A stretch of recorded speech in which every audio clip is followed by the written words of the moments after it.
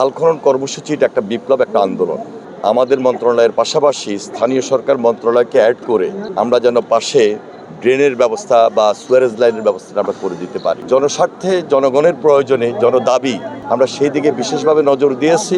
আমাদের নির্বাচনী যে প্রতিশ্রুতি বা অঙ্গীকার, সে অনুযায়ী আমরা আজকে এই খাল যে পুনঃখননটা হচ্ছে, এটা একটা চলমান প্রজেক্ট, এটা আমরা দেখতে এসেছি। এটা প্রথম পেজটা শেষ হতে ডিসেম্বর মাস লাগবে। তবে এটার যে বেনিফিট আমরা যেটা নিতে পারবো সেটা হলো আসল। এই বেনিফিটটা নিতে গেলেও কিছু চ্যালেঞ্জ আছে। এই কাজগুলো আমরা আমাদের যে মন্ত্রণালয়, এই মন্ত্রণালয়ের মাধ্যমে আমরা সমন্বয় করব এবং এলাকাবাসীর প্রয়োজনে আমরা খুব দ্রুত চেষ্টা করছি যে আমাদের মন্ত্রণালয়ের পাশাপাশি স্থানীয় সরকার মন্ত্রণালয়কে অ্যাড করে আমরা যেন পাশে ড্রেনের ব্যবস্থা বা সুয়ারেজ লাইনের ব্যবস্থাটা আমরা করে দিতে পারি।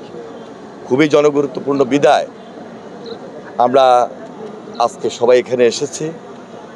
আমাদের প্রাইম মিনিস্টার জনাব তারেক রহমান তিনি ইতিমধ্যে 180 দিনের যে প্রোগ্রাম, আমরা খুব দ্রুত সময়ের মধ্যে কিভাবে এগুলাকে আমরা দৃশ্যমান করব সেই দিকেও আমরা নজর দিয়েছি। খাল খনন কর্মসূচি এটা একটা বিপ্লব, একটা আন্দোলন। প্রেসিডেন্ট যে এই আন্দোলনটা শুরু করেছিলেন, মাঝপথে এটা অনেক বাধা বিপত্তির মধ্যে পড়ে। একটা স্বনির্ভর বাংলাদেশ গড়তে হলে আমাদেরকে এই কঠিন চ্যালেঞ্জ হাতে নিয়ে সামনে এগিয়ে যেতে হবে এবং এই কঠিন চ্যালেঞ্জটাকে আমরা ধারণ করি। জনস্বার্থে, জনগণের প্রয়োজনে, জনদাবি, আমরা সেই দিকে বিশেষভাবে নজর দিয়েছি।